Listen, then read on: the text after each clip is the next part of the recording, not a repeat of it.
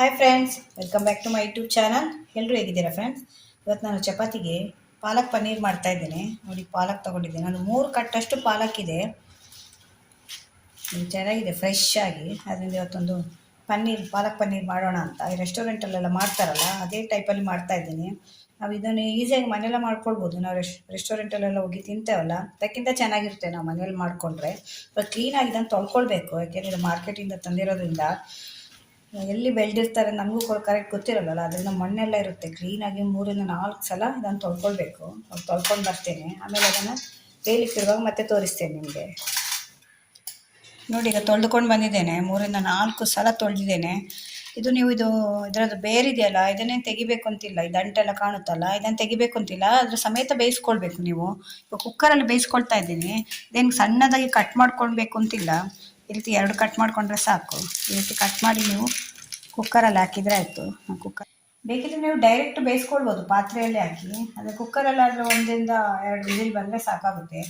Cut ಮಾಡಬೇಕು ಅಂತಿಲ್ಲ, ಹೀಗಾಗಿ ಹಾಕಿ ಬೇಯಿಸ್ಕೊಳ್ಬೋದು. ನೋಡಿ, ಇದೇ ವಿಸಿಲ್ ಹಾಕಿ ಸ್ವಲ್ಪ ದೊಡ್ಡದಿದ್ರೆ ಕೈಯಲ್ಲೇ ಈ ರೀತಿ ಕಟ್ ಮಾಡಿ ಹಾಕಿದರೆ ಆಯಿತು. ಇಷ್ಟು ಕಾಣ್ತಿದೆಯಲ್ಲ, ಬೇಯುವಾಗ ನಿಮಗೆ 1 ಇಡಿ ಆಗುತ್ತೆ. ಅದು ಸೊಪ್ಪು ಈಗ ಮಳೆಗಾಲ ಅಲ್ಲ, ಸೊಪ್ಪೆಲ್ಲ ತುಂಬ ಬರ್ತಿದೆ. ಅದರಲ್ಲಿ ಪಾಲಕ್ ತುಂಬ ಒಳ್ಳೇದು ನಮ್ಮ ಆರೋಗ್ಯಕ್ಕೆ. ನಾರಿನಂಶ ಜಾಸ್ತಿ ಇರುತ್ತೆ, ಮತ್ತು ಕ್ಯಾಲ್ಸಿಯಮ್ಮು, ಐರನ್ ಎಲ್ಲ ಜಾಸ್ತಿ ಇರುತ್ತೆ. ಇದೆಲ್ಲ ನಾವು ಜಾಸ್ತಿ ಯೂಸ್ ಮಾಡಿದರೆ ಆಗ ನಮಗೆ ಟ್ಯಾಬ್ಲೆಟ್ ಎಲ್ಲ ತೊಗೊಳ್ಬೇಕು ಅಂತಿಲ್ಲ. ಈಗೆಲ್ಲ ಕ್ಯಾಲ್ಸಿಯಮ್ಮು, ಐರನ್ದೆಲ್ಲ ಟ್ಯಾಬ್ಲೆಟ್ಸ್ ತಿಂತಾರಲ್ಲ, ಅದೆಲ್ಲ ನಾವು ಅವಾಯ್ಡ್ ಮಾಡ್ಬೋದು ಇದೆಲ್ಲ ಜಾಸ್ತಿ ಯೂಸ್ ಮಾಡಿದರೆ. ನೋಡಿ, ಹಾಕಿ ಕುಕ್ಕರಲ್ಲೇ ಹಾಕಿ ಡೈರೆಕ್ಟ್ ಇಡ್ತೇನೆ. ತುಂಬ ಮಣ್ಣಿರುತ್ತೆ ಮಾತ್ರ ಸೊಪ್ಪುಗಳಲ್ಲಿ, ಚೆನ್ನಾಗಿ ತೊಳಿಬೇಕಾಗುತ್ತೆ. ಇದ್ರ ಜೊತೆಗೆ ನಾನು 3-4 ಇದೆ ಹಸಿಮೆಣಸಿನ್ಕಾಯಿ ಹಾಕ್ತಾ ಇದ್ದೇನೆ. ಯಾಕೆಂದರೆ ನೋಡಲಿಕ್ಕೆ ಎಷ್ಟು ದಪ್ಪ ಇದೆ ಅಂತ ಅಷ್ಟೇ, ಅದು ಖಾರ ಇರೋಲ್ಲ ಇದರಲ್ಲಿ ಏನು. ಇನ್ನು ಸಣ್ಣದು ಬರುತ್ತಲ್ಲ, ತುಂಬ ಖಾರ ಇರುತ್ತೆ ಗ್ರೀನ್ ಕಲರಲ್ಲಿ. ಅದಾದರೆ ನೀವು 2-3 ಹಾಕ್ಕೊಂಡ್ರೆ ಸಾಕು. ಇದೊಂದು 5 ಹಾಕ್ತಾ ಇದ್ದೇನೆ ನಾನು. ನೋಡಿ ಫ್ರೆಂಡ್ಸ್, ಇವಾಗ ಪಾಲಕನ್ನು ಬೇಯಿಸ್ಕೊಂಡಾಗಿದೆ. ನೋಡಿ, ಹೀಗೆ ಬೇಯಬೇಕಿದು. ನೋಡಿ, ಅದರದ್ದು ನಾರೆಲ್ಲ ಇದೆಯಲ್ಲ, ಅದೆಲ್ಲ ಸಮೇತ, ಅದ್ರದ್ದು ಬೇರೆ ಎಲ್ಲ ಇದೆಯಲ್ಲ, ಅದೆಲ್ಲ ಸಮೇತ ಒಟ್ಟಿಗೆ ಬೇಯಿಸ್ಕೊಳ್ಬೇಕು. ನೀವು ಯಾವುದನ್ನು ಬಿಸಾಡಬೇಡಿ. ಇವಾಗ ತಣ್ಣಗಾದ್ಮೇಲೆ ಇವಾಗ ಮಿಕ್ಸಿ ಮಾಡ್ಕೊಳ್ಬೇಕು. ನೋಡಿ, ಎಷ್ಟು ಇತ್ತಲ್ವಾ, ಎಷ್ಟು ಕಾಣ್ತಿದೆ, ಎಷ್ಟು ಸ್ವಲ್ಪ ಆಗಿದೆ. ಇವಾಗ ನಾವು ರುಬ್ಕೊಳ್ಳುವಾಗ ಇನ್ನೂ ಸ್ವಲ್ಪ ಕಡಿಮೆ ಆಗುತ್ತೆ. ಅದರಿಂದ ಒಂದು 3-4 ಅದರೊಟ್ಟಿಗೆ ಮೆಣಸಿನ್ಕಾಯಿ ಕೂಡ ಎಲ್ಲನೂ ಗ್ರೈಂಡ್ ಮಾಡ್ಕೊಳ್ಬೇಕು. ಇವಾಗ ನೋಡಿ, ಈಗ ರುಬ್ಕೊಂಡಾಯಿತು. ಎಷ್ಟು ಸಣ್ಣ ಆಗಬೇಕು, ಫೈನ್ ಪೇಸ್ಟ್ ಅಂತ ಹೇಳ್ತಾರಲ್ಲ, ಆ ರೀತಿ ಆಗಬೇಕು. ಸ್ವಲ್ಪ ಕೂಡ ಪಾಲಕದು ಇರಬಾರ್ದು, ಆ ರೀತಿ ಸಣ್ಣ ರುಬ್ಕೊಳ್ಬೇಕು. ಇವಾಗ ಇದು ರುಬ್ಕೊಂಡಾಯ್ತಲ್ಲ, ಈಗ ನಾನು ಇದಕ್ಕೊಂದು 2 ಈರುಳ್ಳಿ ಮತ್ತು ಶುಂಠಿ, ಪನ್ನೀರ್ ಎಲ್ಲ ಕಟ್ ಮಾಡ್ಕೊಳ್ತೇನೆ. ನಾನು ಈ ಸೈಜಿದ್ದು 2 ಈರುಳ್ಳಿ ತೊಗೊಂಡಿದ್ದೇನೆ. ದೊಡ್ಡದಾದರೆ 1 ಈರುಳ್ಳಿ ಸಾಕಾಗುತ್ತೆ. ಇದು ಕೂಡ ಅಷ್ಟೇ, ನಿಮಗೆ ಬೇಕಾದ ಸೈಜಲ್ಲಿ ಕಟ್ ಮಾಡ್ಕೊಂಡು. ನಾನು ಸಣ್ಣ ಕಟ್ ಮಾಡ್ಕೊಳ್ತೇನೆ. ನೋಡಿ, ಇಷ್ಟು ಈರುಳ್ಳಿ ಆಗಿದೆ. ನೀವು ಒಂದು ದೊಡ್ಡ ಈರುಳ್ಳಿ ಆದರೆ ಒಂದೇ ಸಾಕಾಗುತ್ತೆ. ಈ ಶುಂಠಿ ಕೂಡ ಅಷ್ಟೇ, ಸಣ್ಣ ಕಟ್ ಮಾಡ್ಕೊಳ್ಬೇಕು.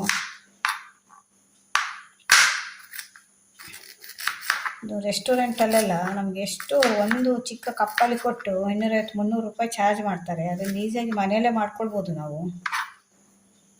ಅದು ಅಷ್ಟು ಕೊಟ್ಟರು ಕೂಡ ನಮಗೆ ಫುಲ್ಲು ತಿನ್ನಲಿಕ್ಕಾಗಲ್ಲ. ಒಬ್ಬೊಬ್ಬರು 4 ಜನ ಹೋದ್ರೆ ಒಂದು 2 ಸ್ಪೂನ್ ಬರುತ್ತೆ ಒಬ್ಬೊಬ್ಬರಿಗೆ ಅಷ್ಟೇ. ಮನೆಯಲ್ಲಾದರೆ ನಾವು ಎಷ್ಟು ತಿನ್ಬೋದು, ಹೊಟ್ಟೆ ತುಂಬ ತಿನ್ಬೋದು. ಟೇಸ್ಟ್ ಅದೇ ಇರುತ್ತೆ. ಜಾಸ್ತಿ ಏನಂದರೆ ಒಂದು ಸ್ವಲ್ಪ ಮಸಾಲೆಗಳೆಲ್ಲ ಜಾಸ್ತಿ ಹಾಕ್ತಾರೆ ಅಂತ ಅಷ್ಟೇ ಅವರು. ನೋಡಿ, ಈ ರೀತಿ ಸಣ್ಣ ಕಟ್ ಮಾಡ್ಕೊಳ್ಬೇಕು. ಈಗ ಪನ್ನೀರ್ ಕೂಡ ಕಟ್ ಮಾಡ್ಕೊಳ್ತೇನೆ. ನೋಡಿ, ಈಗ ಪನ್ನೀರ್ ಕಟ್ ಮಾಡ್ತಾ ಇದ್ದೇನೆ. ಇದು ಎಷ್ಟು 200 ಗ್ರಾಮ್ ನಂದಿನಿ ಅವ್ರದ್ದು ಇದು ಪನ್ನೀರು. 200 ಗ್ರಾಮು ದಿನಕ್ಕೆ ಸಣ್ಣದಾಗ್ತಾ ಇದೆ. ನೋಡಿ, ಎಷ್ಟು ಚಿಕ್ಕದಾಗಿದೆ. ಮೊದಲೆಲ್ಲ ಇಷ್ಟು ಅಗಲ ಬರ್ತಿತ್ತು. ಇದೆಲ್ಲ ರೇಟ್ ಜಾಸ್ತಿ ಆದರೆ ಇದು ಕೂಡ ಎಲ್ಲ ರೇಟ್ ಮಾಡ್ತಾ ಇದ್ದಾರೆ. ರೇಟ್ ಆಗೇ ಇರುತ್ತೆ, ಸೈಜಲ್ಲಿ ಚಿಕ್ಕದಾಗ್ತಾ ಹೋಗ್ತಾ ಇದೆ. ಇದನ್ನು ಕೂಡ ನಿಮ್ಗೆ ಎಷ್ಟು ಸೈಜ್ ಬೇಕೋ ಆ ಸೈಜಲ್ಲಿ ಕಟ್ ಮಾಡ್ಕೊಳ್ಬೇಕು. ನೋಡಿ, ಇದೇನು ಪನ್ನೀರ್, ಇದು ತುಂಬ ನಾರ್ತ್ ಇಂಡಿಯನಲ್ಲೆಲ್ಲ ತುಂಬ ಫೇಮಸ್ಸು ಪಾಲಕ್ ಪನ್ನೀರ್ ಅಂದರೆ. ಇದು ನಿಮ್ಗೆ ಎಷ್ಟು ಸೈಜ್ ಬೇಕೋ ಆ ಸೈಜಲ್ಲಿ ಕಟ್ ಮಾಡ್ಕೊಳ್ಬೋದು. ನಾನು ಸ್ವಲ್ಪ ಸಣ್ಣದಾಗೆ ಕಟ್ ಮಾಡ್ತೇನೆ. ನೋಡಿ, ಇದು ಕ್ಯೂಬ್ ಥರ ಕಟ್ ಮಾಡ್ತೇನೆ. ಈ ಸೈಜಲ್ಲಿ ಕಟ್ ಮಾಡ್ಕೊಡ್ತೇನೆ ನಾನು. ನಿಮ್ಗೆ ಇನ್ನೂ ದೊಡ್ಡದು ಬೇಕು ಅಂದರೆ ದೊಡ್ಡದು ಕಟ್ ಮಾಡ್ಕೊಳ್ಬೋದು.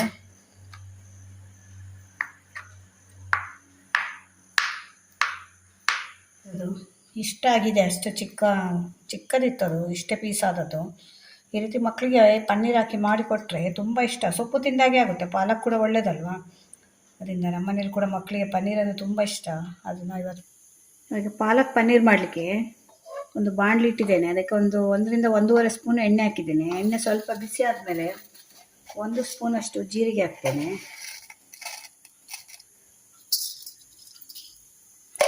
ಜೀರಿಗೆ ಸ್ವಲ್ಪ ಬಿಸಿ ಆಗಬೇಕು. ಜೀರಿಗೆ ಸ್ವಲ್ಪ ಬಿಸಿ ಆದಮೇಲೆ ಈರುಳ್ಳಿ ಇದೆಯಲ್ಲ, ಈರುಳ್ಳಿ ಮತ್ತು ಶುಂಠಿ ಇದೆರಡನ್ನು ಹಾಕ್ಕೊಳ್ಬೇಕು. ಅದು ಸ್ವಲ್ಪ ಬಿಸಿ ಆಗ್ತಾ ಇದೆ.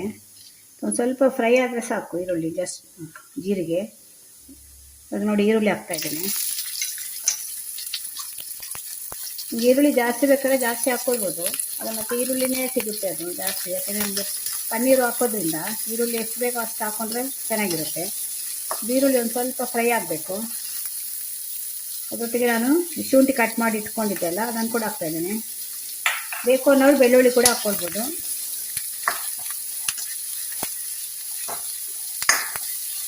ಕೆಲವರು ಬೆಳ್ಳುಳ್ಳಿ ಕೂಡ ಹಾಕ್ತಾರೆ, ಯಾವುದು ಪಾಲಕ್ ಪನ್ನೀರಿಗೆಲ್ಲ. ಅದನ್ನು ನಾವು ಬೆಳ್ಳುಳ್ಳಿ ಕಡಿಮೆ ಯೂಸ್ ಮಾಡ್ತೇವೆ.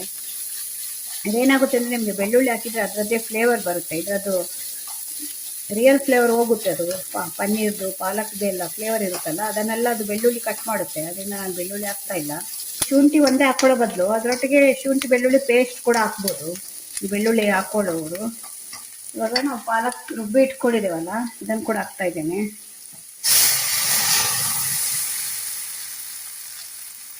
ಇದಕ್ಕೆ ಒಂದು ಸ್ವಲ್ಪ ಬೇಯಿಸ್ಕೊಂಡ ನೀರಿತ್ತಲ್ಲ, ಸೊಪ್ಪು ಬೇಯಿಸ್ಕೊಂಡಿದ್ದು, ಆ ನೀರು ಹಾಕಿ ಹಾಕ್ತಾ ಇದ್ದೇನೆ. ಅದು ಬೇಯಿಸ್ಕೊಂಡ ನೀರನ್ನು ಚೆಲ್ಲಬೇಡಿ.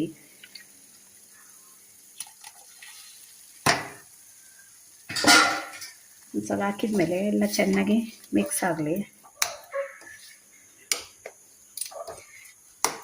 ಎಷ್ಟು ಒಳ್ಳೆ ಘಮ ಬರ್ತಾ ಇದ್ರೆ, ಶುಂಠಿ ಎಲ್ಲ ಹಾಕಿದೇವಲ್ಲ, ಒಳ್ಳೆ ಘಮ ಬರ್ತಾ ಇದೆ. ಇವಾಗ ಇದಕ್ಕೆ ಮಸಾಲೆ ಎಲ್ಲ ಹಾಕಬೇಕು. ಒಂದು ಸ್ವಲ್ಪ 1/4 ಸ್ಪೂನಷ್ಟು ಅರಿಶಿಣದ ಪೌಡ್ರ್ ಹಾಕ್ತಾ ಇದ್ದೇನೆ. ಮತ್ತು ಒಂದು ಸ್ವಲ್ಪ ಅರ್ಧ ಸ್ಪೂನಷ್ಟು ಅದು ಖಾರ ಇಲ್ಲ, ಅದು ಹಸಿಮೆಣಸಿನ್ಕಾಯಿ, ಅದರಿಂದ ಹಾಕ್ತಾ ಇದ್ದೇನೆ. ಖಾರ ಇದ್ದರೆ ಅವಾಯ್ಡ್ ಮಾಡ್ಕೊಳ್ಬೋದು, ಬೇಕಿದ್ರೆ ಹಾಕ್ಕೊಳ್ಬೋದು ನೀವು, ಇಲ್ಲಾಂದರೆ ಅವಾಯ್ಡ್ ಮಾಡ್ಬೋದು. 1 ಸ್ಪೂನಷ್ಟು ಉಪ್ಪು ಹಾಕ್ತಾ ಇದ್ದೇನೆ. ಆಗ ಈರುಳ್ಳಿಗೆ ಒಂದು ಸ್ವಲ್ಪ ಉಪ್ಪು ಹಾಕಿದ್ದೆ ನಾನು ಫ್ರೈ ಮಾಡ್ಕೊಳ್ಳುವಾಗ. ಒಂದು ಸಲ ಚೆನ್ನಾಗಿ ಮಿಕ್ಸ್ ಮಾಡಿ.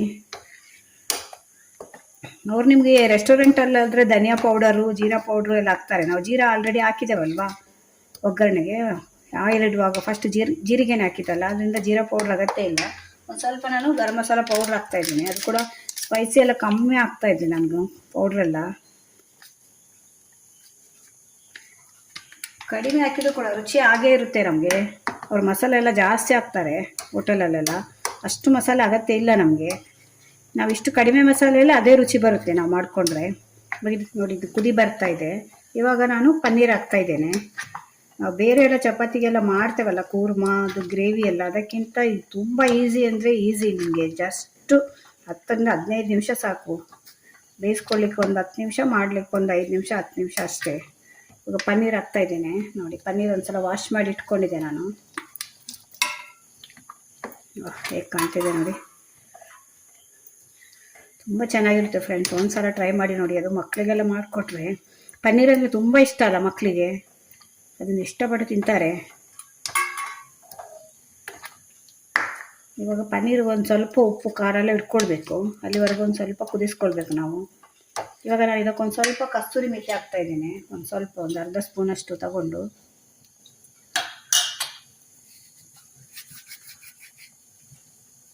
ನಿಮಗೆ ಜಾಸ್ತಿ ಬೇಕಾದ್ರೆ ಜಾಸ್ತಿ ಹಾಕ್ಕೊಳ್ಬೋದು. ಆದರೆ ಅದು ತುಂಬ ಹಾಕಿದರೆ ಅದರದ್ದು ಸ್ವಲ್ಪ ಕಹಿ ಬರುತ್ತೆ. ಕಸ್ತೂರಿ ಮೆಥಿ ಜಾಸ್ತಿ ಹಾಕಿದರೆ, ಅದು ಮೆಂತ್ಯ ಸೊಪ್ಪು, ಡ್ರೈ ಮೆಂತ್ಯ ಸೊಪ್ಪು ಅಲ್ವಾ, ಅದರಿಂದ ಸ್ವಲ್ಪ ಕಹಿ ಅಂಶ ಇರುತ್ತೆ. ಇವಾಗ ಒಂದು ಸಲ ಇದು ಚೆನ್ನಾಗಿ ಕುದಿದ್ರೆ ಒಂದು ಸ್ವಲ್ಪ ಅದು ಬೆಂದರೆ ಸಾಕು ನಮಗೆ ಪನ್ನೀರು. ತುಂಬ ಕೂಡ ಬೇಯಿಸ್ಕೊಳ್ಬಾರ್ದು, ಕಟ್ಟಾಗುತ್ತೆ ಆಮೇಲೆ. ನೋಡಿ ಫ್ರೆಂಡ್ಸ್, ಪಾಲಕ್ ಪನ್ನೀರು ರೆಡಿಯಾಗಿದೆ. ನೋಡಿ ಹೇಗೆ ಕಾಣ್ತಾ ಇದೆ ಅಂತ. ಜಸ್ಟ್ ಬಿಸಿಗೆ ಹಾಕಿದರೆ ನಿಮಗೆ ಪನ್ನೀರ್ ಬೆಂದೋಗುತ್ತೆ. ಪನ್ನೀರ್ ಏನು ತುಂಬ ಬೇಯಬೇಕು ಅಂತಿಲ್ಲ ಇದು. ಇವಾಗ ಆಫ್ ಮಾಡ್ತಾ ಇದ್ದೇನೆ. ಆಫ್ ಮಾಡಿದ ಮೇಲೆ ಇದಕ್ಕೆ ಇವಾಗ ಲಿಂಬೆಹಣ್ಣಿನ ರಸ ಸೇರಿಸಬೇಕು. ಬಿಸಿಯಲ್ಲಿರುವಾಗ, ಕುದೀತಾ ಇರುವಾಗ ಲಿಂಬೆಹಣ್ಣು ರಸ ಹಾಕಬೇಡಿ. ಇವಾಗ ಆಫ್ ಮಾಡಿದ್ದೇನೆ. ಆಫ್ ಮಾಡಿದ ಮೇಲೆ 1 ಲಿಂಬೆಹಣ್ಣಷ್ಟು ತೊಗೊಂಡಿದ್ದೇನೆ, ಚಿಕ್ಕ ಲಿಂಬೆಹಣ್ಣಿದು, ಅದರದ್ದು ರಸ ತೆಗೆದಿಟ್ಟಿದ್ದೇನೆ, ಅದನ್ನು ಹಾಕ್ತಾ ಇದ್ದೇನೆ. ಆಫ್ ಮಾಡಿ ಮೇಲೆ ಹಾಕಬೇಕು ಇದನ್ನು. ಇದು ಲಿಂಬೆಹಣ್ಣು ರಸ ಹಾಕಿದ ಕೂಡಲೇ ನಿಮಗೆ ಇದು ಗ್ರೇವಿದ್ದು ಕಲರ್ ಕೂಡ ಚೇಂಜ್ ಆಗುತ್ತದೆ, ಪಾಲಕ್ ಪನ್ನೀರ್ದು, ಮತ್ತು ರುಚಿ ಕೂಡ ಚೇಂಜ್ ಆಗುತ್ತೆ. ಅಷ್ಟು ಚೆನ್ನಾಗಿರೋ ರುಚಿ ಬರುತ್ತೆ ಇದು. ನೋಡಿ ಫ್ರೆಂಡ್ಸ್, ಪಾಲಕ್ ಪನ್ನೀರು ರೆಡಿಯಾಗಿದೆ. ಹೇಗೆ ಕಾಣ್ತಿದೆ ನೋಡಿ. ಇದೇ ರೀತಿ ಇರುತ್ತಲ್ವ, ನಾವು ಹೊರಗಡೆ ಹೋಗಿ ತಿಂದರೆ ಕೂಡ ಅದನ್ನ ಈಸಿಯಾಗಿ ಮನೇಲಿ ಮಾಡ್ಕೊಳ್ಬೋದು. ಏನು ಕಷ್ಟ ಇಲ್ಲ.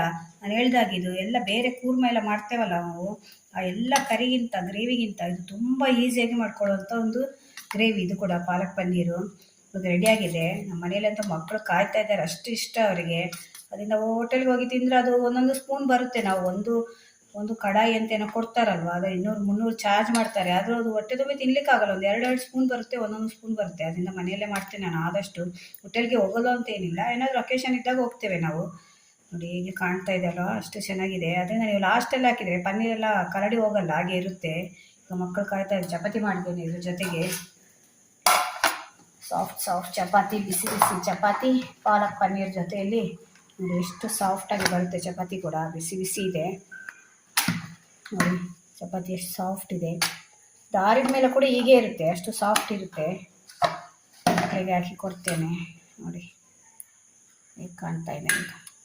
ನೋಡಿ ಎಷ್ಟು ತಿನ್ಬೋದು ನೋಡಿ, 3-4 ಜನ ಮನೆಯಲ್ಲಿ ಈಸಿಯಾಗಿ ತಿನ್ಬೋದು, ಅಷ್ಟು ಚೆನ್ನಾಗಿರುತ್ತೆ ನೋಡಿ. ಹೇಗಿದೆ ನೋಡಿ ಫ್ರೆಂಡ್ಸ್, ಕಾಣ್ತಾ ಇದೆಯಾ ನೋಡಿ. ಹೋಟೆಲಲ್ಲೂ ಕೂಡ ಇದೇ ರೀತಿ ಇರುತ್ತೆ, ಏನು ವ್ಯತ್ಯಾಸ ಇಲ್ಲ. ಜಾಸ್ತಿ ಅಂದರೆ ಒಂದು ಸ್ವಲ್ಪ ಮಸಾಲೆ ಜಾಸ್ತಿ ಹಾಕ್ತಾರೆ ಏನೋ ಅಷ್ಟೇ.